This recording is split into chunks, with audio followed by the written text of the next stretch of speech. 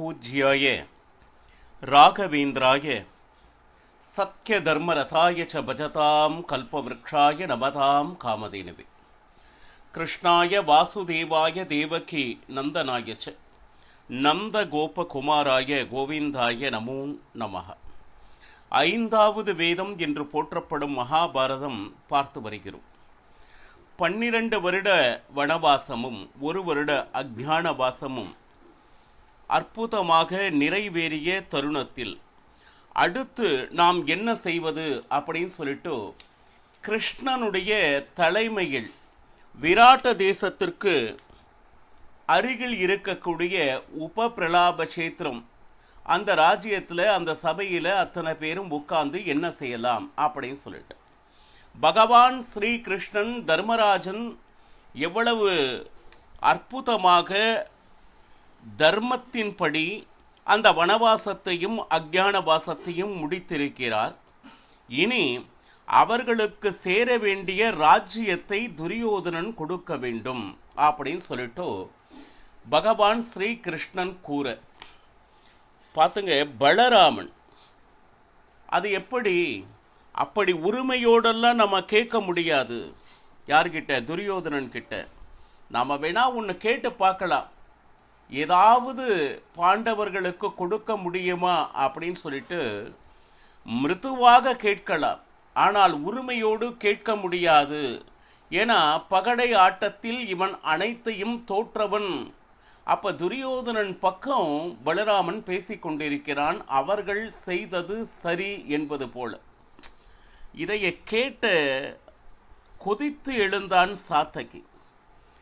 பல விஷயம், ஒரு இடத்தில் பகடை ஆட்டம் நடந்து கொண்டு இருக்கின்றதுன்னா அந்த இடத்துல தர்மராஜன் வர, துரியோதனதிகள் வர இந்த மாதிரி நடந்திருந்தா கூட பரவாயில்லை. ஏற்கனவே திட்டம் தீட்டி நயவஞ்சகமாக தர்மராஜனை விதுரனை வைத்து வரவழைத்து அவன் இடத்தில் இருக்கின்ற அத்தனை ஆஸ்தியையும் அபகரிப்பது அப்படி சூழ்ச்சியால் நடந்தது. இது எந்த தர்மத்தில் வருகிறது அப்படின்னு கேட்க. சரி, இப்போ இதையெல்லாம் ஒரு பக்கம் போயிட்டு இருக்கும் போது அனைவருடைய கருத்தும் துரியோதனன் நிச்சயமாக இவர்கள் கேட்கும் அந்த ராஜ்யத்தை நிச்சயமாக திருப்பி தரமாட்டான்.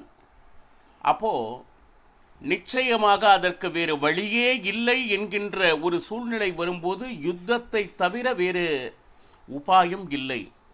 அப்படி ஒருவேளை யுத்தம் வருமானால் அதற்கு முன்னதாகவே நாம் சில விஷயங்களை செய்தாக வேண்டும். இப்போ நம்ம கிட்ட எந்த விதமான சைன்யமும் இல்லை. சரி, அப்போ உடனடியாக யார் முதலில் போய் உதவி கேட்கிறார்களோ அவர்கள் பக்கம்தான் ராஜர்கள் நின்று போர் புரிவர். அப்போ உடனடியாக நாம முதல்ல கிருஷ்ணனை நம் பக்கம் வச்சுக்கணும். இதையெல்லாம் பேசிட்டு துவாரகாக்கு செஞ்சுட்டான். யாரு? கிருஷ்ணன்.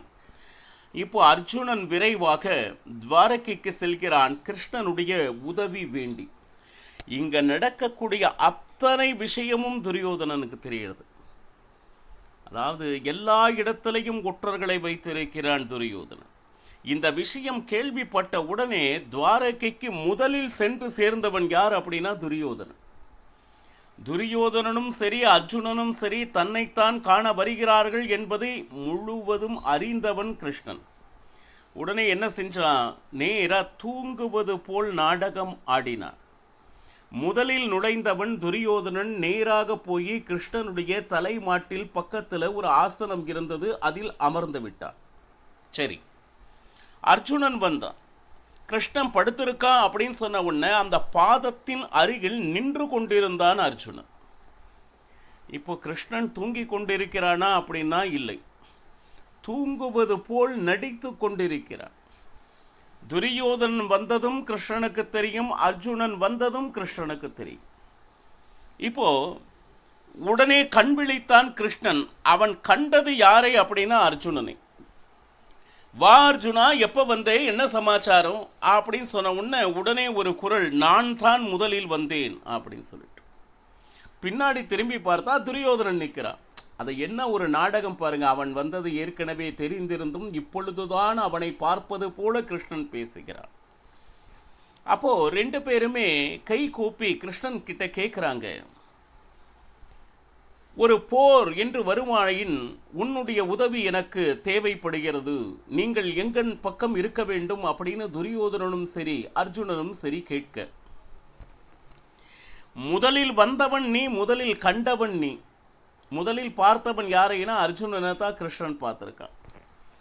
இப்போ ஒரு 2 பேரையும் வெறும் கையோடு அனுப்புவதற்கு எனக்கு மனசு சம்மதம் இல்லை. அப்போ 2 வாய்ப்புகளை தருகிறேன்.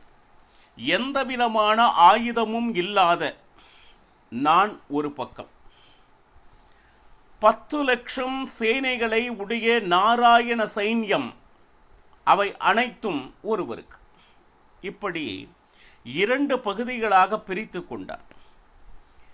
வந்ததில் இளையவன் யார் அப்படின்னா அர்ஜுனன்.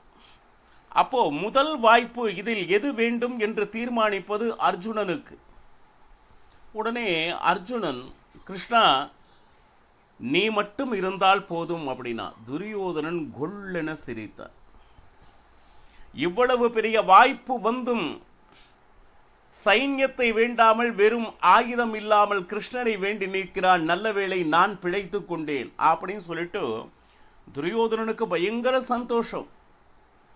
இந்த வாய்ப்புக்காகத்தானே நான் காத்திருந்தேன் அப்படின்னு சொல்லிட்டு நாராயண சைன்யம் கிடைத்தது எண்ணி பயங்கர சந்தோஷம்.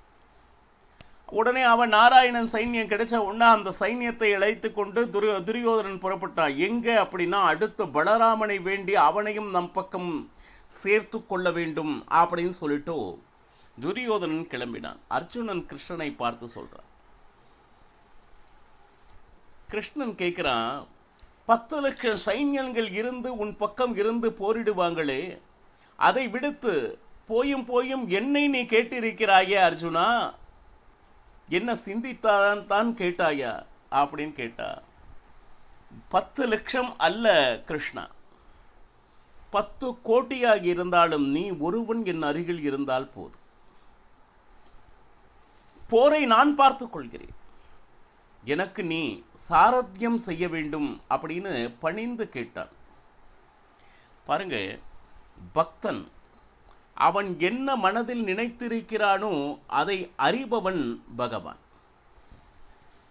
பகவான் தன்னுடைய ஸ்தானத்தில் இருந்து ஒரு தேரோட்டியாக இருக்க வேண்டுமா அப்படின்னா பக்தனுக்காக எந்த அளவும் இறங்கி அவர்களுக்கு அனுகிரகம் புரிபவன் இறைவன். நண்பனாக, வேலைக்காரனாக, குதிரைகளை காப்பவனாக, சாரதியாக, ஒரு பக்தி என்கின்ற ஒரு விஷயத்தை மட்டும் அவன் மீது வைத்து விட்டால் அவன் தருகின்ற அந்த விஷயத்தை நம்மால் பெற்றுக்கொள்ள நம் 2 கைகள் போராது.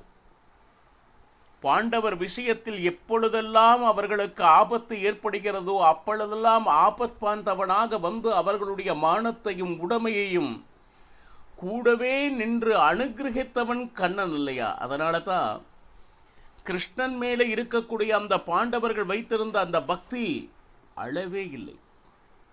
அப்போ முதலில் ஒப்புக்கொண்டான். உடனே இப்ப என்ன செஞ்சான், நேரா துரியோதனன் நேரா பலராமனை போய் பார்த்தார். எப்போவுமே பலராமனுக்கு துரியோதனன் மேலே ஒரு விதமான என்ன சொல்லுது அந்த நட்பு உண்டு. அவன் பகைத்தான் பேசுவான், அவன் சைடு தான் அவன் பேசுவான். யாரு? பலராமன். துரியோதனன் அழைத்து இந்த மாதிரி போர் நடக்க இருக்கிறது, நீ எப்படியாவது என்னோடு இருந்து தோள் கொடுக்க வேண்டும் அப்படின்னு சொல்லிட்டு துரியோதனன் கேட்ட உடனே, துரியோதனா இப்பத்தான் ஒரு சபை நடந்தது, சரி அந்த சபையில் எவ்வளவோ நியாயங்களை நான் எடுத்து கூறினேன். பாருங்க, நியாயமா? நீ செய்வது அதர்மம் அல்ல, தர்மத்தின் படிதான் நீ நடந்து கொண்டாய் அப்படின்னு சொல்லிட்டு உன் பக்கம் பேசினேன் நான். நீ அழைத்தால் அவன் வந்துவிட வேண்டுமா?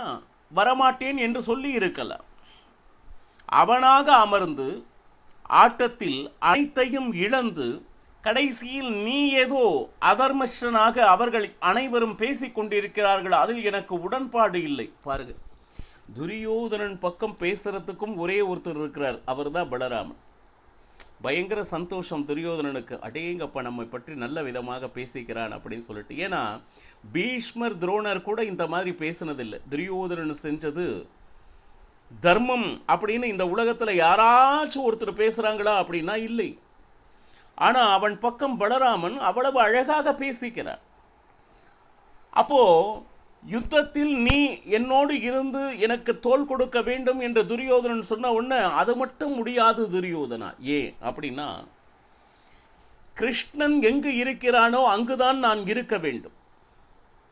கிருஷ்ணனை பகைத்து கொண்டு நான் கண்டிப்பாக இருக்க முடியாது. பலராமன் சொன்ன விஷயம். என்னதான் துரியோதனன் மேலே இவ்வளவு விஷயங்களை சொன்னாலும் அந்த கிருஷ்ணன் மேலே இருக்கக்கூடிய அந்த பக்தி மிக அதிகம். அப்போ கிருஷ்ணனை எதிர்த்து போர் புரிபவன் நான் அல்ல. அப்போ உன் கூட நான் சேர்ந்தன்னா கிருஷ்ணனை எதிர்த்து போர் புரிய வேண்டி வரும். அப்ப கிருஷ்ணனை எதிர்த்து என்னால் போர் புரிய முடியாது. அதற்காக பாண்டவர் பக்கம் நின்று கிருஷ்ணனோடு பலராமனும் இணைந்து போர் புரிவான் என்று மட்டும் எண்ணாதே. நான் போருக்கே வரல.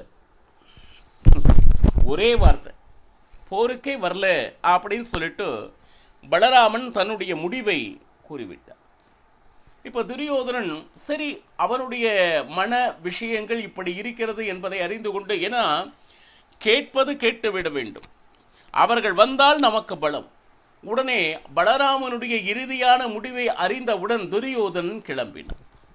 இப்போ இந்த இடத்துல அடுத்து என்ன அப்படின்னு சபையில் தீர்மானிக்கும் பொழுது திருபதராஜன் இப்போ முதல்ல எடுத்த உடனே யுத்தம் அப்படின்னு சொல்லிட்டு பேசுவதற்கு முன்னாடி முதலில் விருத்த பிராமணன் அப்படின்னு வயதானவன் சதுர்வேதியாக இருக்க வேண்டும்.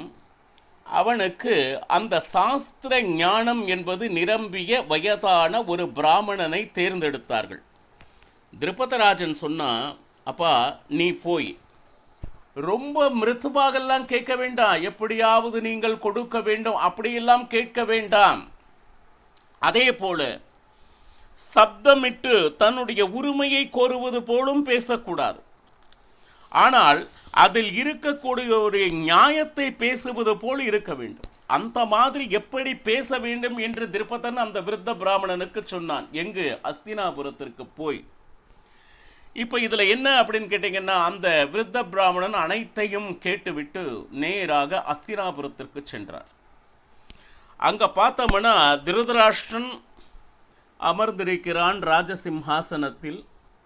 பீஷ்ம துரோணாதிகள், கிருபர், அஸ்வத்தாமன், கர்ணன், சகுனி அனைவரும் வீட்டிருக்கும் அந்த ஒரு சமயத்திலே நேராக கை கூப்பினான். முதலில் குச்சலம் விசாரித்தான், அனைவரும் நலமா அப்படின்னு சொல்லிட்டு. எப்போவுமே அது ஒரு பண்பு. நாம் எங்கே போனாலும் முதலில் அவங்க கெட்டவர்களாக இருந்தாலும் நல்லவர்களாக இருந்தாலும் அவர்கள் இருப்பிடத்திற்கு சென்ற பொழுது முதலில் அவரை நீங்கள் எல்லாம் சௌக்கியமா என்று முதலில் கூற வேண்டும். கூறிட உடனே முதல்ல நான் பாண்டவர் பக்கம் இருந்து வந்திருக்கிறேன் அப்படின்னு சொல்லிட்டு முதலில் தன்னை அறிமுகப்படுத்தி கொண்டார். சரி, இங்கு அனைவருமே தர்மம் தெரிந்த சான்றோர்கள் நிறைந்த சபை. நான் சொல்லும் விஷயம் அனைவருக்கும் தெரிந்ததே. இப்போ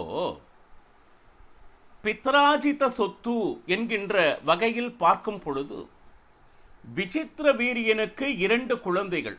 ரைட். ஒன்று திருதராஷ்டிரன், மற்றொருவன் பாண்டு.